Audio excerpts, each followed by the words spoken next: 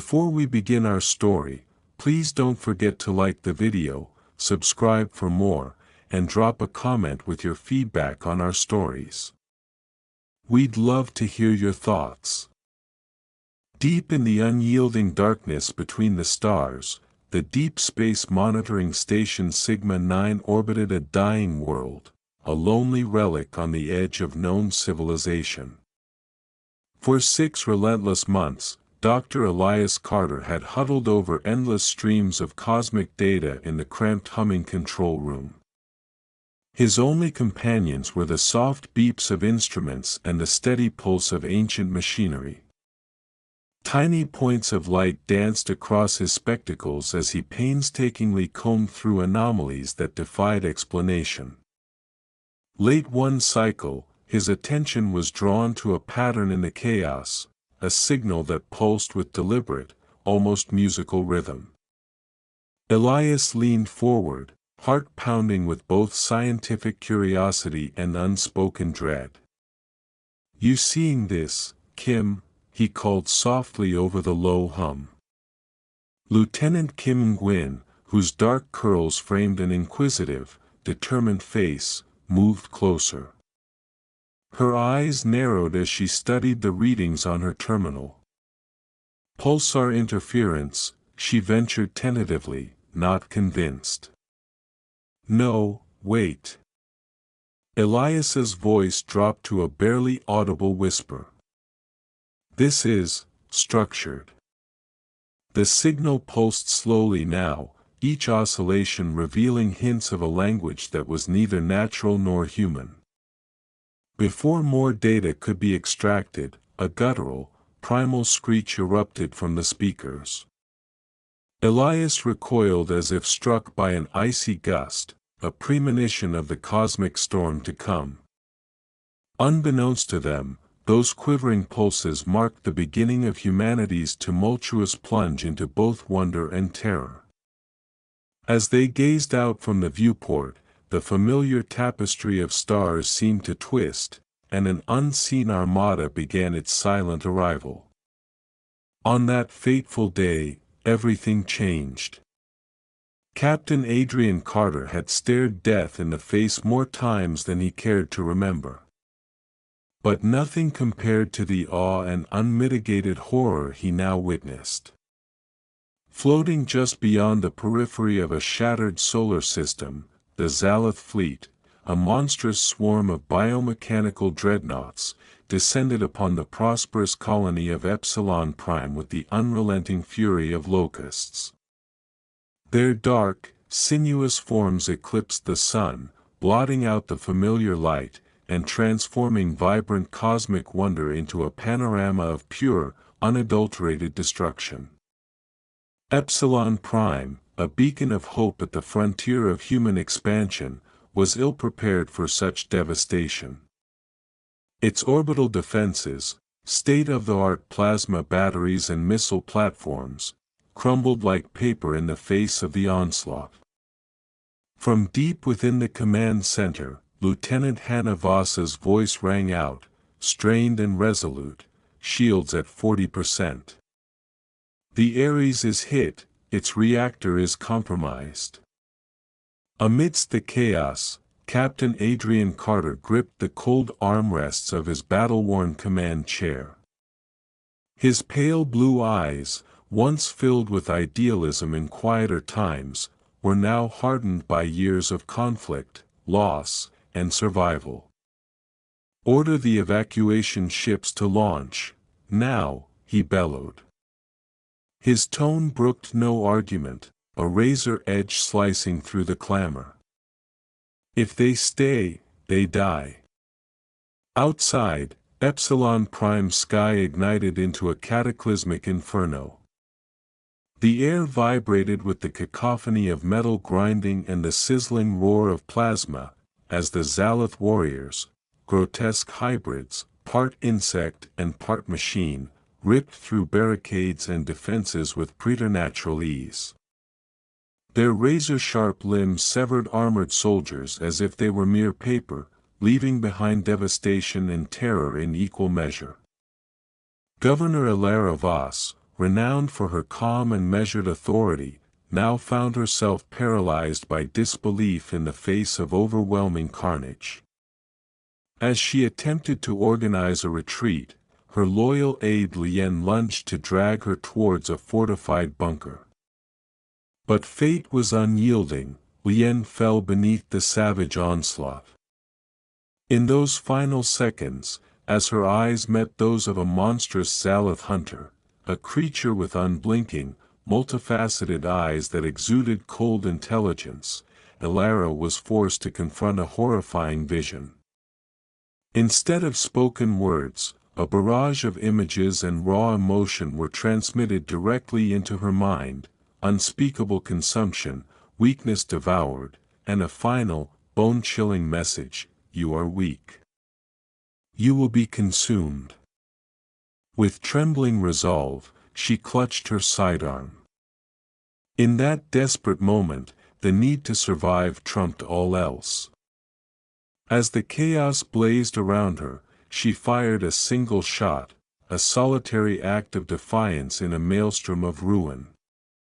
A week after the fall of Epsilon Prime, the remnants of humanity's shattered defense gathered within the fortified walls of the Titan command bunker. Here, amidst corridors reinforced by relics of a once mighty fleet, the leaders of the human resistance convened a war council. Sleep had become a luxury for Admiral Evelyn Nakamura, whose eyes were rimmed with exhaustion after 72 hours without rest. The holographic war table projected a grim mosaic: shattered worlds, lost colonies, and key bastions reduced to ashes. Among the markers, Epsilon Prime, New Carthage, and Sirius Colony were all etched in red, a constant, haunting reminder of their failure. General Isaac Reeve, his voice raw with anguish and fury, pounded his fist upon the table. "We need to strike back," he roared, his tone dripping with the desperation of countless lost souls. But as voices from every corner of the room erupted in heated arguments, a subtle figure emerged from the shadows. Lieutenant Commander Valerie Kane, her cybernetic left eye glinting ominously under the bunker's flickering lights, stepped forward. Calm and assured, she presented a radical proposition. "I have a plan, a suicide mission, if necessary," Valerie stated coolly, her tone betraying no hint of doubt. The atmosphere grew tense as a low, modulated hum began emanating from the containment unit at the center of the table.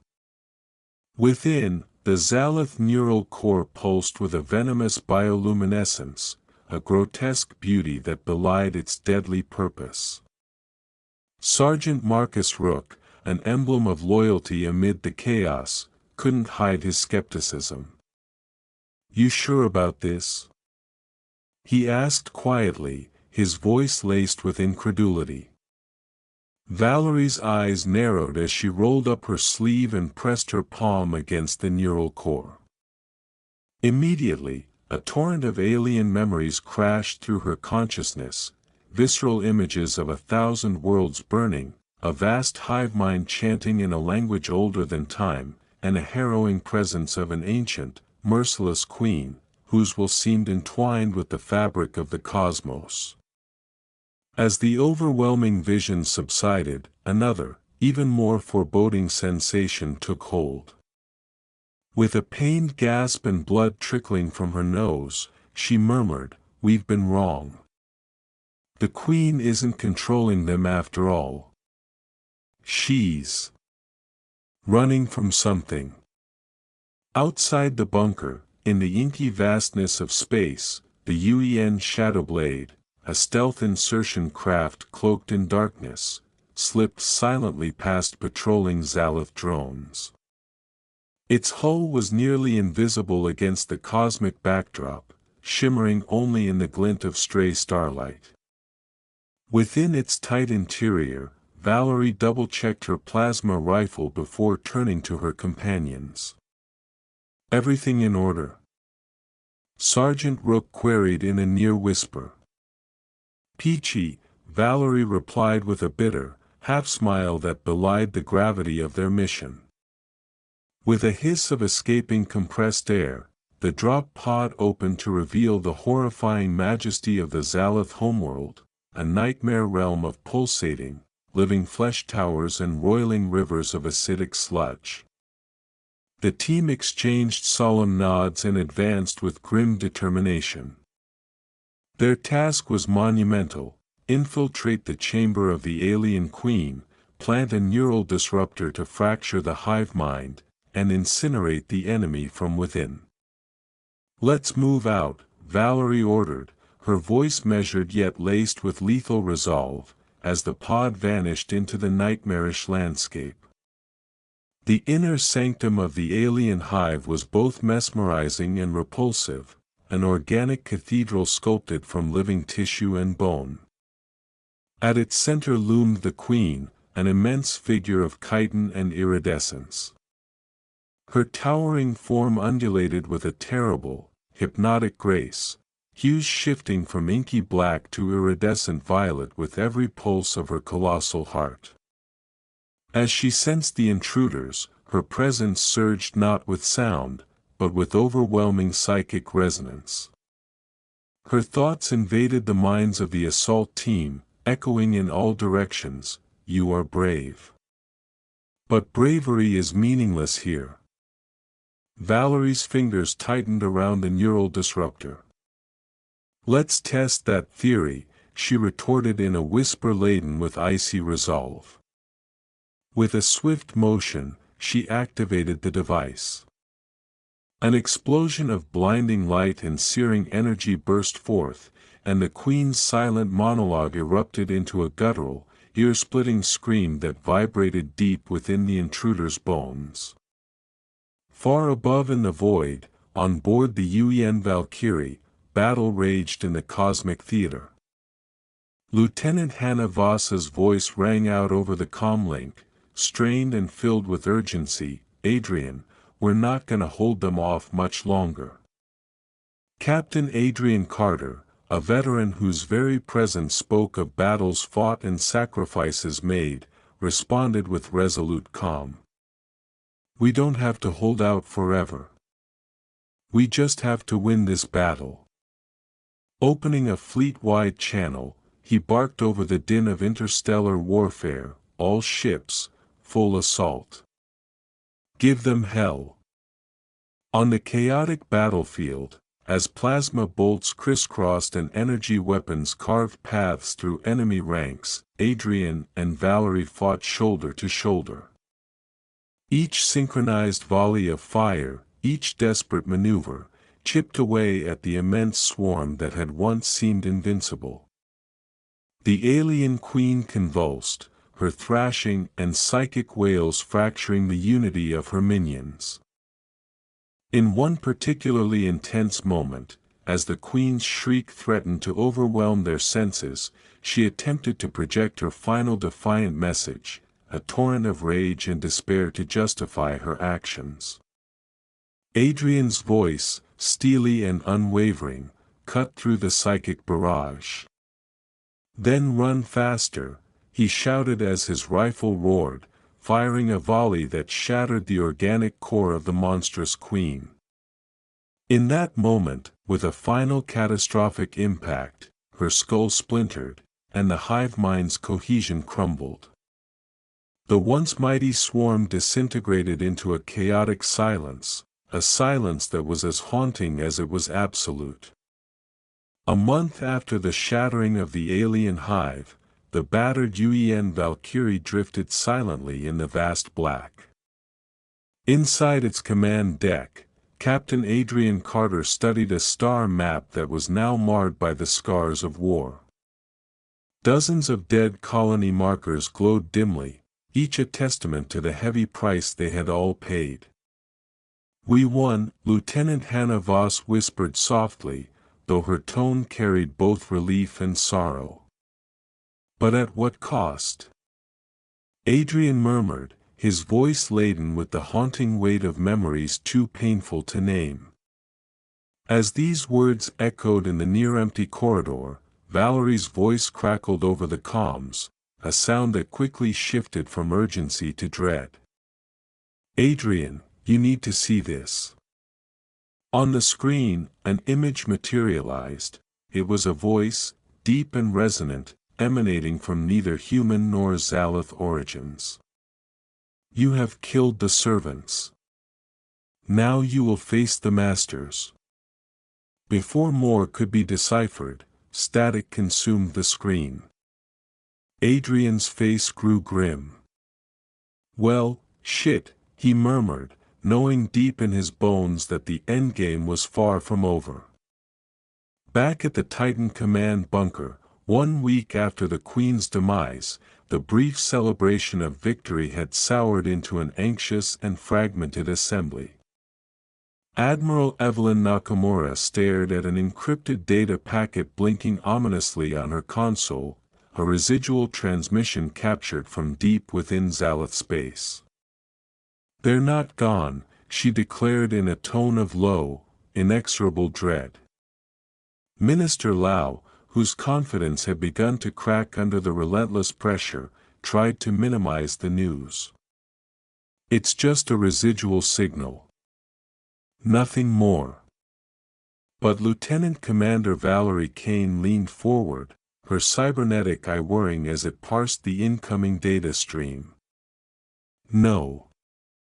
This is a beacon, a distress call from the shadows. And it's calling home."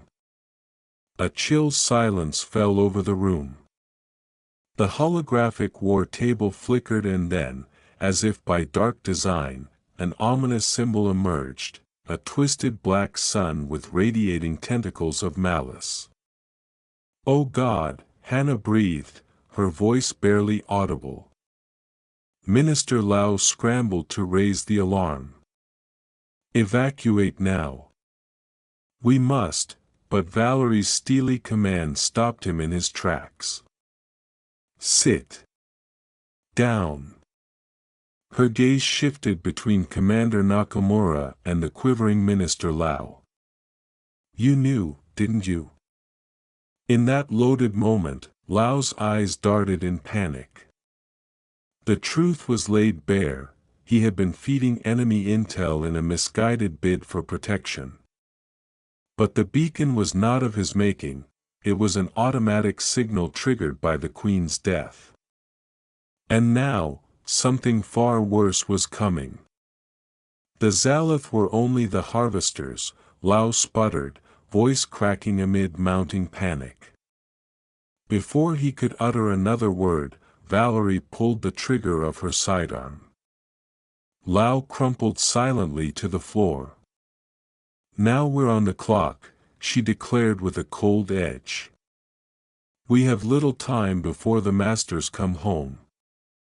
Hidden from prying eyes in a secret facility known as Black Site Gamma, Dr. Ren Shirazi, a brilliant but unorthodox scientist, had long boasted that his work would usher in humanity's salvation. His laboratory was a chaotic amalgam of state-of-the-art equipment and relics salvaged from ancient conflicts. There, behind layers of reinforced glass and metal, he observed a writhing mass of Xaleth biomass contained within a transparent tank. It pulsed with a sinister, almost hypnotic energy. "This will save us," he insisted to his ever-anxious assistant, Lieutenant Karavex, whose eyes betrayed both skepticism and hope. "We can turn their own weapons against them." Kara's eyes widened as she scanned the data streaming from the containment unit. "Sir, the neural patterns are unstable. If the hive mind reactivates," she began hesitantly, but Dr. Shirazi cut her off smoothly. "Then we control it," he declared. With trembling yet determined hands, he drew a syringe filled with a serum of his own invention, a concoction designed to destabilize and repurpose the alien biomass. Injecting it directly into the core of the writhing mass, He watched with a mixture of scientific fascination and manic ambition as the mass convulsed violently. Without warning, the containment glass shattered in a cascade of sparks and shards as the biomass roared in an almost sentient fury. A single, charred voice resonated from the wreckage, clear and foreboding, "We see you." That chilling proclamation echoed throughout the lab, freezing Kara in place and sending shockwaves of terror through every shadowed corner of the facility. The unambiguous threat confirmed what they had long feared, that the war, and the dark forces behind it, was far from over. At the fringes of known space, aboard the battered UEN Valkyrie, Captain Adrian Carter stared silently out at the cosmos. The ship's viewscreen displayed the fleet's last haunting message in looping repetition: "You have killed the servants. Now you will face the masters." Beside him, Lieutenant Hannah Voss shared his unease. "We can't fight something we don't understand," she said, her tone hushed as if speaking a dangerous truth. Adrian fixed her with a steady, haunted gaze. "Then we find someone who does," he replied gravely. His voice, imbued with the weight of many lost battles, was interrupted by a sudden calm alert. "Adrian, get to the med bay. Now."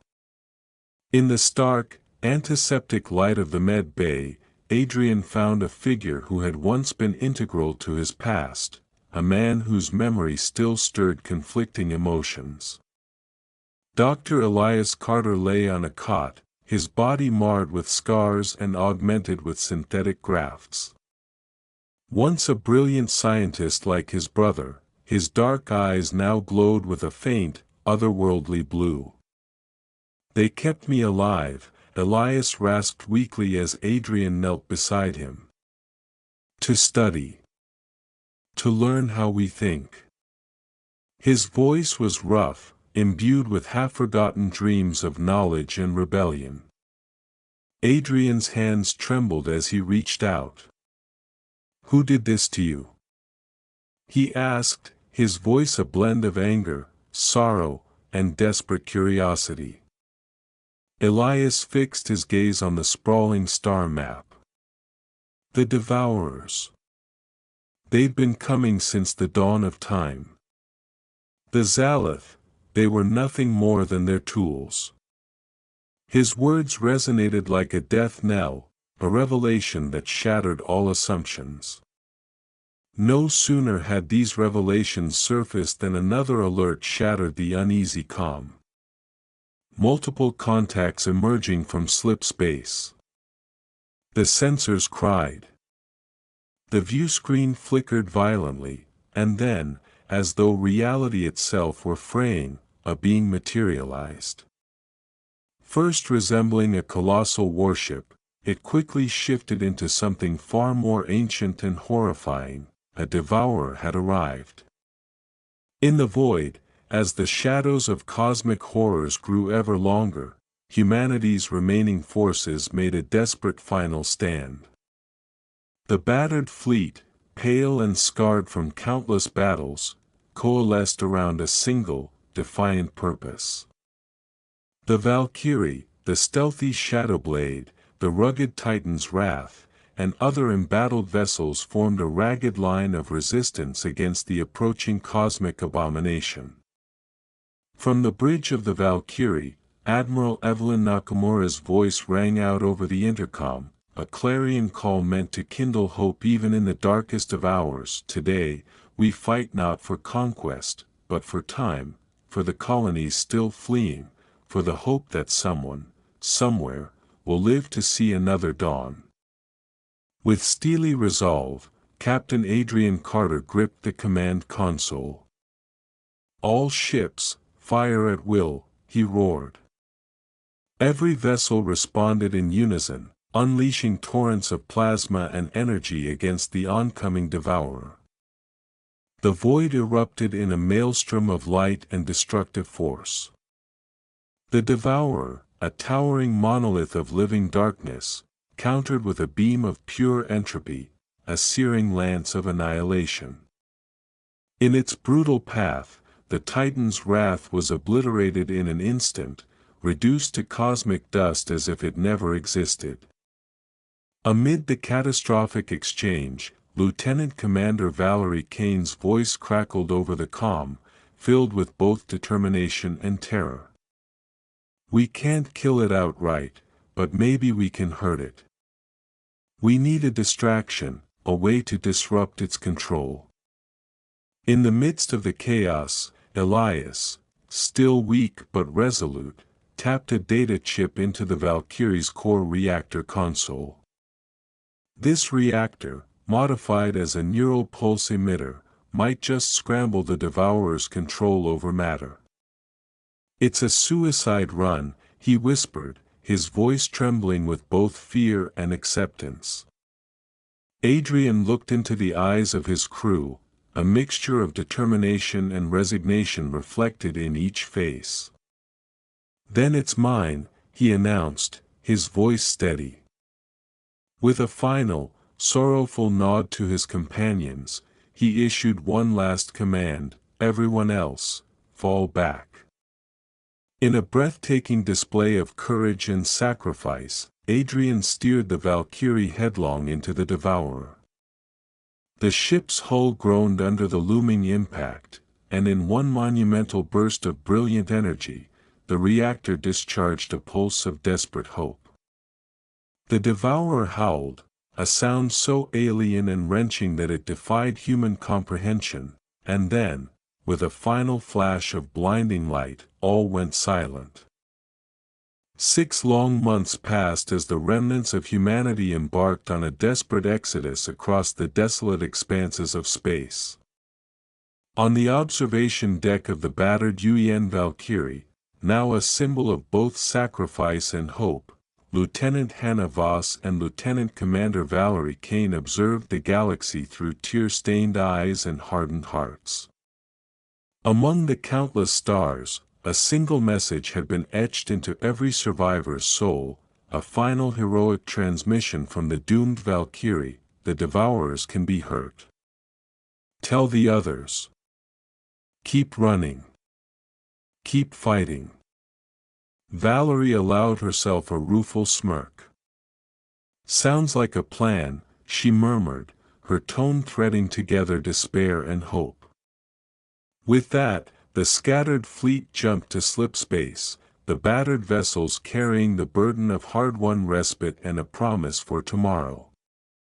In the endless, cold emptiness of deep space, among the remnants of shattered worlds and broken dreams, a motley interstellar refugee fleet drifted onward. The war, though momentarily halted, had transformed into something even more insidious: the battle for survival and the search for meaning in a cosmos scarred by endless strife.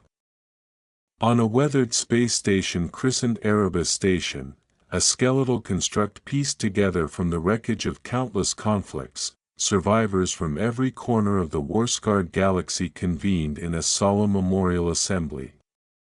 Here, people who had once been bitter enemies now gathered to honor those who had perished not for conquest or ideology, but for the fragile promise of a better future. Along one wall, a monument stood inscribed with the names of heroes, martyrs from New Avalon, Epsilon Prime, and countless lost colonies.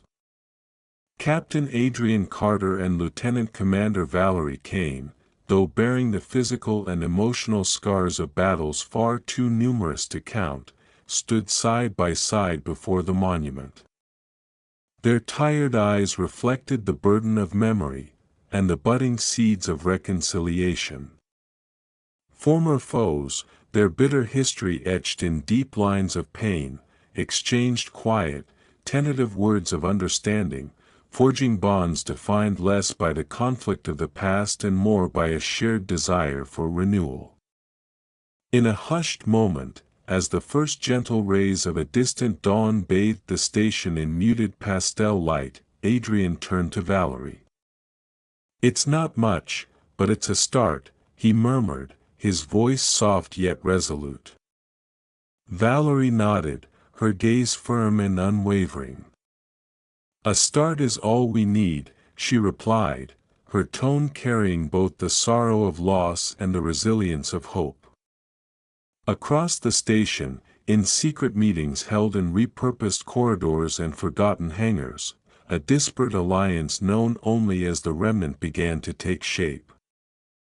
This coalition, composed of ex-soldiers, renegade scientists, former mercenaries, and even defectors from those who had once betrayed them, pledged not to recreate the old order of endless war, but to forge a future built on unity, understanding, and mutual respect.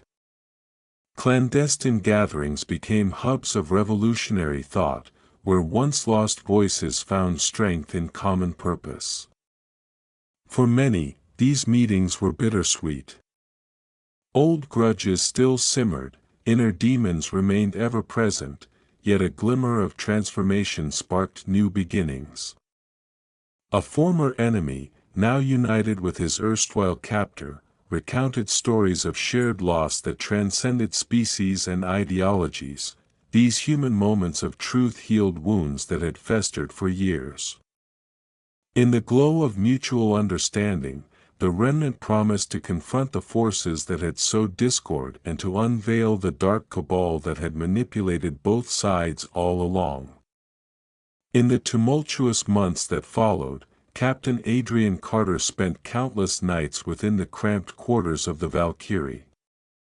Under the dim light of a portable lamp, he scribbled reflections and confessions in a battered journal, the words a mixture of regret, honor, and resolute hope. One entry read, "We choose freedom, not the freedom wrought by endless war, but the freedom to dream, to forgive, and to rebuild. For every shattered horizon, there is a dawn waiting to rise." Elsewhere, Lieutenant Commander Valerie Kane, whose once cold cybernetic eye had witnessed too much, began to nurture an unexpected transformation. While training fledgling recruits in the makeshift yards of emerging colonies, she found solace in sharing wisdom acquired at such immense cost. "This is our war now," she would declare in training sessions, her voice rising above the clamor of exercised combat drills. "A war of rebuilding, of choosing hope over hate." Even the once ambitious Dr. Ren Shirazi, whose catastrophic experiments had nearly doomed humanity, found himself compelled to re-examine his ambitions. Driven by guilt and a newfound longing for redemption, he repurposed his dangerous research. His modified neural implants, once intended to weaponize alien biology, were re-engineered to dampen hostile hive mind influences. In their new guise, these inventions became instruments of liberation, a way to protect rather than to destroy. In numerous clandestine assemblies, leaders from both sides of the old conflict met under the banner of peace. Erebus Station, once a somber reminder of past sorrows, was transformed into a beacon of reconciliation. Here, former foes, bound by a shared resolve to end the cycle of endless strife, forged new alliances. Their discussions, filled with passionate debates and tentative promises, revealed one immutable truth, that the true enemy was not the other, but the destructive ambitions that had once driven them to ruin. In this melting pot of hope and regret, every survivor, whether human, Xaleth, or otherwise, had a chance to contribute to a united future. In these moments of fragile unity, each handshake, each shared tear, and every whispered promise knitted together the shattered fragments of a wounded galaxy. Under a tapestry of infinite stars on a crisp morning at Erebus Station, a new generation of survivors gathered for one final commemoration. The air was soft with promise, and the station, rebuilt around memories of loss, pulsed with the quiet determination of life rekindled. Captain Adrian Carter, now tempered by time and loss, addressed the assembly in a gentle yet stirring tone. Our scars remind us that we once fought, that we once bled and dreamed. But today, our dreams are our strength, our hope is our future. Lieutenant Commander Valerie Kane, her cybernetic eye now softened by compassion and experience, met Adrian's gaze as she spoke with fervor. We choose freedom. Not the freedom forged in endless bloodshed, but the freedom to live, to cherish each moment, and to build a galaxy where even the most fragile peace endures. As former adversaries embraced, shared stories, and forged bonds that transcended the bitterness of the past, the survivors of a long and brutal war sensed that something profound was stirring, a renewal of hope, a defiant spark amid the darkness.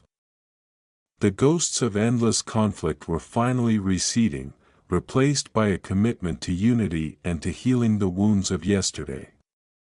And yet, somewhere in the distant void, a beacon pulsed quietly, a final remnant of the Valkyrie's sacrifice, a message that the struggle was not finally over but that as long as hope flickered in the hearts of survivors, the human spirit would endure against all odds.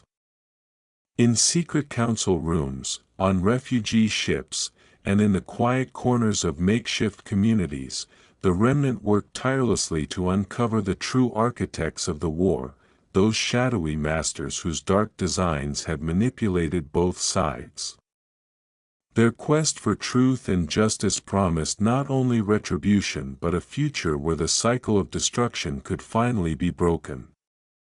Even as the reconstructed communities celebrated small victories and tentative alliances, the ever-present hum of interstellar conflict served as a reminder that vigilance, courage, and unity were needed now more than ever.